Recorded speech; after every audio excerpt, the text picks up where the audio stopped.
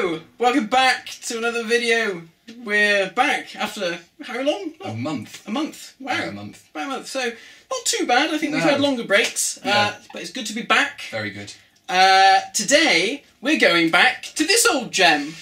The top stories. Now, you're probably thinking, but you've had a moan about that. Well, we're not having a moan this time. This is going to be something a bit different. Are we not having a moan? I thought that was sort of the... Well, we're not having like a proper moan. We're not moaning at it. No. We're moaning at the...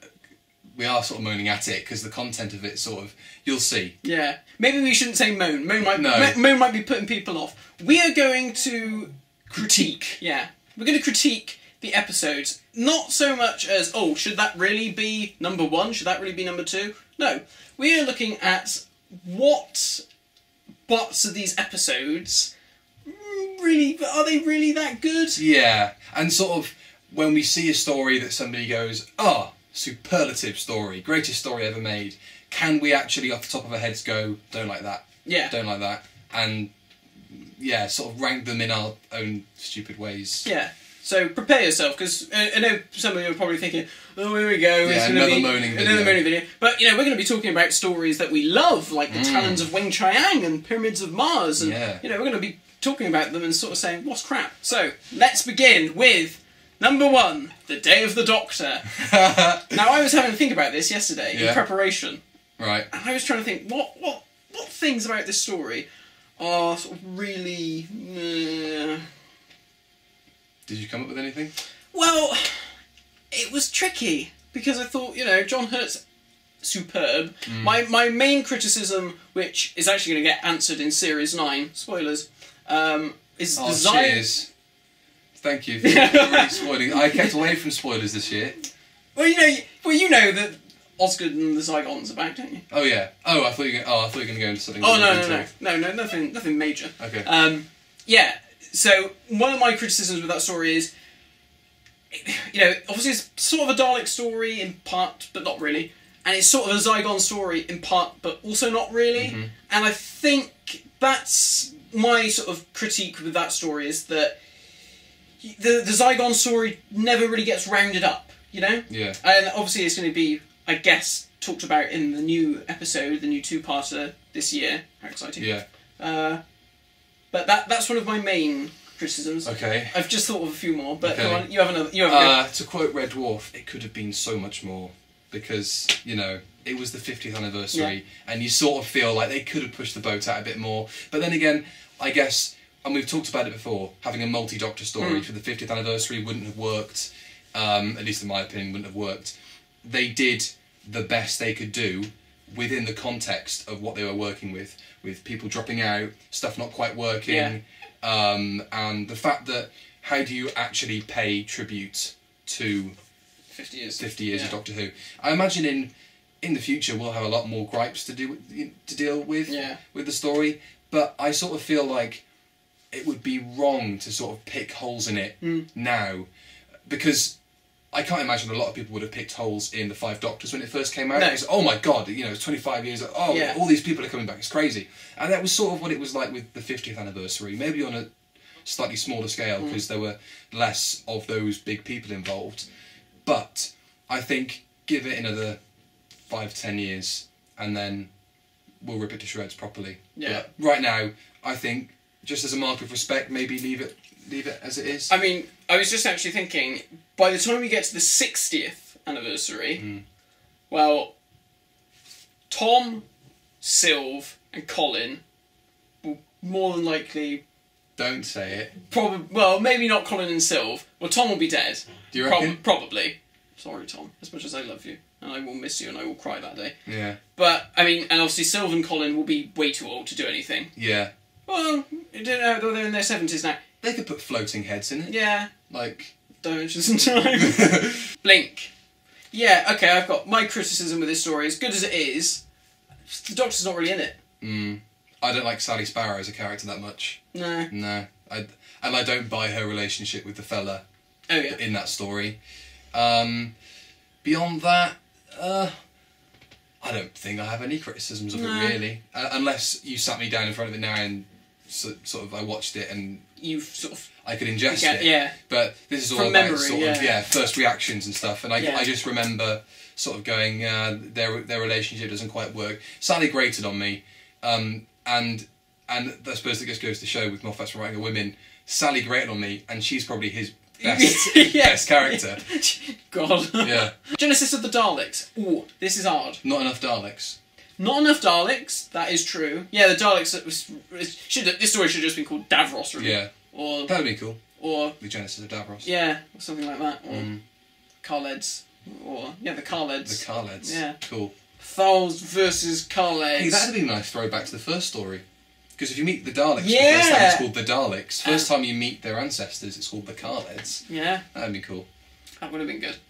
Yeah, and it's...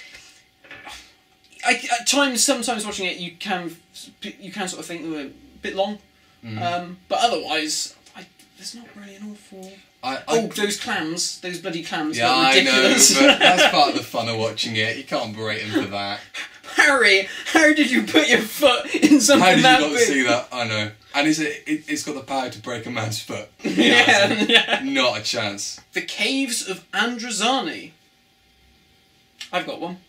And again, this is a superficial thing. That bloody bat creature. Yeah. Which is just... It's just so bad. It was one of those things that should never have been explicitly shot. You should have just sort of saw glimpses of it. And even then, it was just bad. I don't know. This is why I want to do this video, because it is quite hard to sort of go bang bang bang. What do you think of it? Especially when you say the Caves of Androzani, and all of a sudden you go, oh, it's like an amazing story, isn't it? Apparently, I don't know. I think people remember the cliffhangers. They seem to all mould into one. Everybody thinks that the cliffhangers are as good as the lineup. Yeah. And Davison crashing into the planet. Yeah. Which I think is probably one. We should do a video of favourite cliffhangers. That's a good one. I think that's one of my favourites. It is a superb. It's nearly up there with Invasion of Time and the Sontarans. That's great. That's my favourite. We can't talk about that. That'll be for another video. I don't know if I have any. Maybe. Do I think that Sharaz Jek is slightly overrated as a character? What? He's amazing. Do I? I don't know. No, you don't. I don't. City of Death. Now, I watched this very recently, last week or two, part of my marathon. Yeah, I'm on Leisure Hive at the moment, so I've just got into the proper 80s. Great. City of Death. My critique with that is, at times, the silliness goes a bit too far. That's why I don't like the Graham Williams era. Yeah, that's my problem with the Graham Williams era, generally. Yeah. Sometimes it works, and sometimes it does work okay. Yeah. And I think City of Death is a superb story, and it's brilliantly written. I'm trying to find it on the... I'm trying to work out at which point I tune out of the Tom Baker era. I tune out of the Talons Tom of Baker Weng-Chiang era. should be up there, but it's down there. Yeah, I tune out the Tom Baker era around the Face of Evil, with the exception of Robots and Talons. Yeah. From that point on, that's when you sort of... bar Invasion of Time, which I think is an underrated classic, and City of Death, I tune out of the Tom Baker era from that point on. Yeah. I just don't find it entertaining. Yeah, I know what you mean. They're all a bit too beige. They're all a bit too... And they're not like some of them are 6-parters, but they're not like these 6-part Pertwee stories where you go, slog through Invasion of the Dinosaurs or slog through Inferno. And yet, I find those Baker 4-parters, the Graham Williams Baker 4-parters, harder to watch than Pertwee and Troughton 6-parters. Yeah. I think the comedic silliness of it, that's probably the only criticism I have of it. Because it is a very good script, and it's very witty. I mean, also it's Douglas Adams, so it's bound to be good. Yeah, but at times, certain things you sort of think, oh, they could have sort of toned that down. Like Duggan. Duggan at times can be really good, but other times you can be a bit, alright, a bit too much. We get it. Yeah, we get it. Yeah, you like to punch things. Yeah, and you're the thick one. Yeah, it's almost like he's a bit too thick, you know? The Talons of Weng-Chiang. It's racist. Well, yeah, I was going to say, there's some slight racism there. Yeah. That bloody rat. Yeah. That rat is the models annoy me when they have the real life rat in the tiny thing, because it's not even it's not in proportion, and they're obviously trying to make it a proportional thing. Yeah. Even the way that rat is obviously just crawling up the walls, and you know when they sort of do the Jerry Anderson thing where they film it at high speed and slow it down, they could have done it for that. And I know it was filmed on videotape, but it does just they didn't slow it down to make it look like, oh, it's this big whomping rat. It's just sort of like wandering around. It's just a rat sniffing. Yeah, it's just a rat in a little tube. Yeah. The Empty Child, the Doctor Dances. Yeah. I haven't watched that story in years, so I'm going to have to cast my mind back. Captain Jack. What, too many innuendos? No, I just don't like him in that story. I like him. I sort of like him in other stories. Yeah. He's great in Torchwood. I just never got him in Doctor Who, I don't think. And especially when he came back for Series 4, that just felt like... Yeah. Oh, let's see if we can name drop this TV show you're in. Yeah. Oh, you know, there's this thing called Sarah Jane, and there's this thing called Torchwood. give it a watch, but not if you're underage. Yeah. I don't think he suits Torchwood because he's that character of like, so you can get the innuendos in, and you can be a bit more raunchy with it.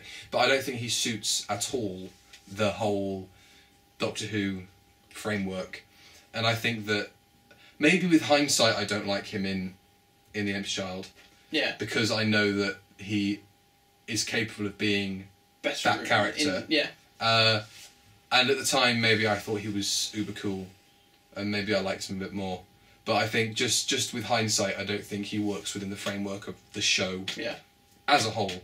I mean, it's great, you know, introducing LGBT characters and stuff, but I just think that aside, the innuendos, the sly, you know, wink wink nudge nudge, it is sort of a bit doesn't. No. Yes, yeah. I mean, I think I find that with a lot of that kind of thing in Doctor Who now.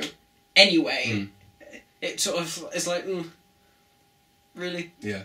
Richard Wilson's underused. He could have been in it a lot more. Yeah, he's more of a guest character. Yeah, it's like John Cleese popping up in City of Death. It's just a bit. Oh look. I think Stephen Moffat has said since then that they didn't think they would get him, and so that's why it was such a small part. And then they did get him, and they thought, "Shite, we should have given him a lot more stuff." Maybe as the thing came out of his mouth, he could have gone, "I don't." What's this? There's that whole weird thing about the Doctor dances. Oh yeah. Maybe that. Well, I think maybe in the context of that, maybe Captain Jack sort of pissed me off a little bit. We all know that about the Ninth Doctor and Come in My Box. So you know, we know he dances. So Moffat was doing that before we were. Yeah. No, we'll take credit for it. Yeah. My favourite story, one of them, Pyramids of Mars. Everything in the pyramids. Everything on Mars. Yeah, that was literally going to be what I was going to say. But it just looks. Shit. It does look shit, and it's not like sort of like it's the 70s. No, it's a bit like you don't get. It's not a pyramid. No, it's clearly not. It might not even be on Mars. Yeah, there's no. You don't really because I think there was a model. No, I don't think they did any model sequences of Mars. You might be thinking of the first opening shot of the stuff on film in Egypt. Yeah, they should have done something just to give us some. Idea. They probably just thought, for fuck's sake, we've been saying that this is all about Mars for the last 3 episodes. They're gonna know it's on Mars. It just looks a bit naff. It does, yeah. And especially like when you come in, and it's like the Eye of Horus. It's like in that like floral thing, and it's like they've just got a B&Q and just. I know. Yeah. If the Eye of Horus had been like the Eye of Harmony, that'd be different. It's like they've been talking about the Eye of Horus and all that kind of. It's like, oh wow, what's this gonna be? And it's like you went to B&Q and got that. Stapled a couple of pegs to it. Oh dear. Well, it's a shame, really. It is. But then from that, you get probably the greatest villain besides the Master. Yeah. And now he's appearing on Big Finish. Have you heard the trailer? Yes, I have. Yeah. When you hear that voice, it's just sort of shit's going down. Like this is going to be. Yeah, very excited to hear that. Actually, Human Nature, the Family of Blood. Ooh, again, this is a tricky one. Yeah, I like that. I really like that when it's one of the few sort of standouts I remember from the new series when I was younger, before I learnt to critique stuff myself properly. That I went, oh yeah, I remember that being a standout, like that being really good. Yeah, ooh, that's a hard one. Oh well, now that I've learnt to hate Tennant, I guess the whole tripping over, going, "Oh yeah, well if you reverse this and you're that, then you know you're very stupid." At the end, in part 2, when you sort of go, Yeah, see that works with someone like Tom Baker or even Matt Smith. Doesn't really work with David Tennant. No, because he'll get sort of embarrassed and a bit sheepish if somebody sees him doing something a bit sort of like as an accident. He'll sort of go, "Oh, sorry, I didn't mean to do that." But the fact that he's, and I know he's supposed to be playing this sort of bumbling John Smith character. Yeah. But John Smith wasn't really like that. He wasn't bumbling at all. He wasn't like that for the whole story. Yeah. Oh, you're right. He fell down the stairs. But, But that was just could have happened to anyone. Yeah. Bad Wolf: The Parting of the Ways. Yeah, well, I've got one. And I hadn't really thought about it, but it was a review from your favourite person on YouTube. Who's that? Mr. TARDIS Reviews. Oh, right, okay. And he made this point, and I thought, you're right there.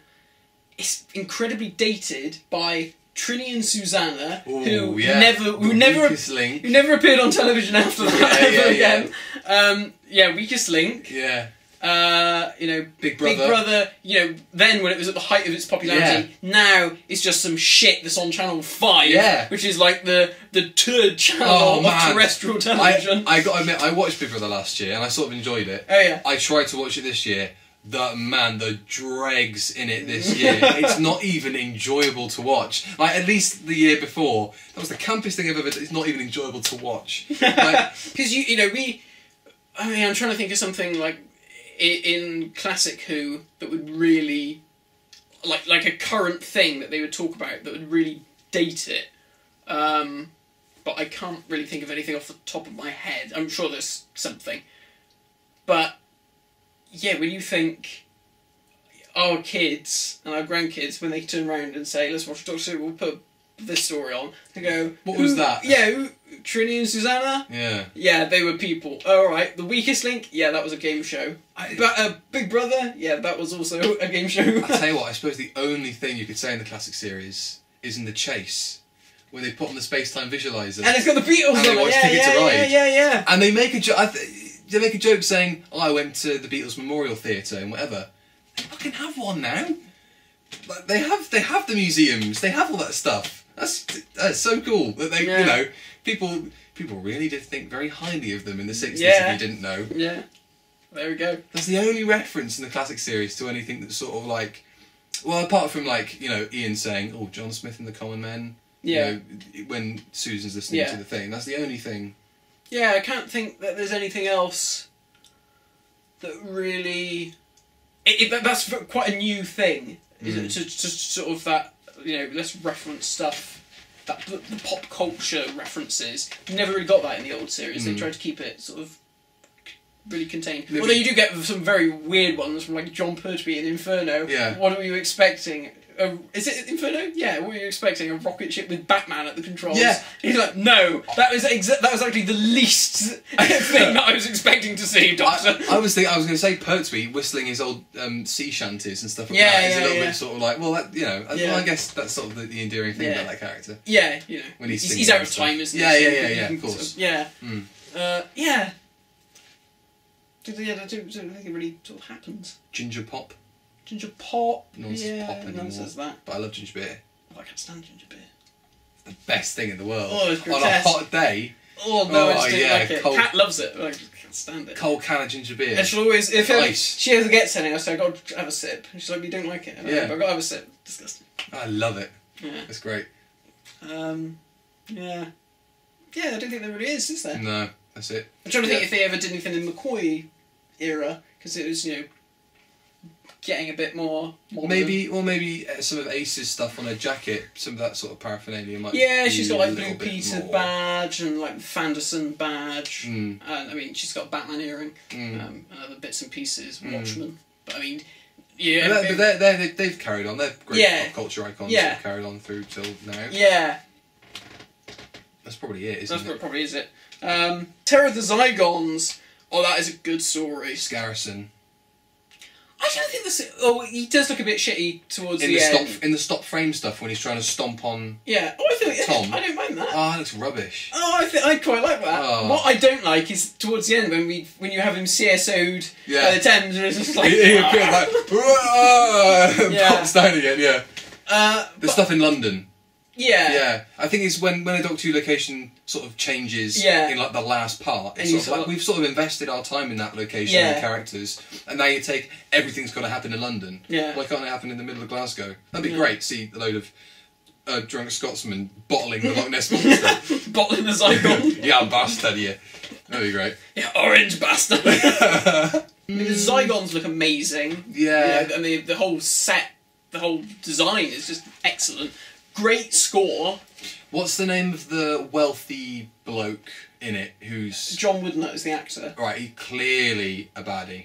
Yeah, he Clearly is a from the baddie. off. Because, Yeah. you know, he's got money. Yeah. And, you know, he's got a big thing by the lock. And Yeah. he always... And he doesn't like the oil rig people No, or no. the military It's, or anyone. It is sort of like Scooby-Doo. It is a bit Scooby-Doo, yeah. It's always the first person they meet, Yeah. you know, all that kind of stuff. You do think that Broton was going to turn around to the Doctor at the end and I would have got the way if it went for you, Doctor, and your two meddling Wouldn't it kids. be amazing if Broton had turned round and it had turned into Angus? It says, oh, I knew you knew it from the start. Yeah. But When I was playing my bagpipes, Yeah. I was annoying the shit out of you, so you didn't suspect it was all Broton. See, that would have been great. That That'd would have have been, been cool. yeah. Dalek. Dalek. Dalek's the last one we're going to do, I think. Yeah. We've done 15 now. Issue with Dalek. Rose being righteous. Yeah. She's not the one to be lecturing the Doctor about Yeah. being a good person. Yeah, you bitch. Oh, and Adam. Oh, he's a wanker. Fucking isn't he? hell. God, he's so glad he went in the Yeah. next story. He's like the Adric of that He is, yeah. era. Do you reckon they might have written him in for the end of the season, and they went, "Oh, he's not working. Yeah, well, that's the Bin him." cameras rolled, and he was like, "No." Oh, yeah, maybe they had these grand plans, like, "Oh yeah, and he's going to go through the next couple of seasons. He's already signed his contract," and then they're all stood Watching it in the the van, and he does his first scene. And they go, "Fucking bin that contract right now, quick! That didn't exist." I'm actually quite surprised by the results. Mm. I'm actually surprised that we basically didn't critique the new series stories. Yeah, Like, weird at all, I thought we were going to be, oh yeah, get rid of this, get rid of that. But actually, we were slightly more critical of the classic stuff. yeah, I don't know if that's because we know it better, perhaps? Maybe now if we watch those stories, we go, "Oh yeah, that's Yeah, crap." yeah. Well, I do think I might end up going away and thinking of something and going, oh! Yeah. But, oh well. Well, there we are. Hope you enjoyed this video. It was a laugh for us, Yeah. as ever. Next time, we're going to do the Doctor Who Consumer Survey. So, yes, I don't know how up to date that will be by the time you guys get to see it. Yeah. But it will give us a bit. This is going to be another interesting Mm. critique about Doctor Who in the 21st century. Yeah. Currently. So, yes, thank you for watching, and we shall see you again very soon. Ta-ra. That's a new sign off. Yeah. Ta-ra. Ta-ra. Ta-ra. See you later. Bye Bye-bye. Or if you're Broton, see you later. I'll see you in my Glen. Oh, it does irritate me about keeping the gun up his ass. Oh yeah. Oh, I forgot about that. Yeah. I hate Jack in that story. I keep a gun in my anus. Well done. Yeah. Isn't it a pretty big gun? It's It's not a pretty big anus. It's not even like a little Derringer or something like the one the one that Schultz has in Django Unchained. That you sort of yeah, like yeah, goes like that. yeah. It's not even a little Derringer. It's like it's something slightly bigger than that. Okay. It's a Beretta 95. Oh my god, it's an AK-47. I'm sure I can work that into a t-shirt somehow. Is that a Beretta 95 on your ass? No. What? Oh god. Yeah, is there any other issues with that story? Which story are we talking about again? Bad Wolf, Oh, Puzzling yeah. the Ways.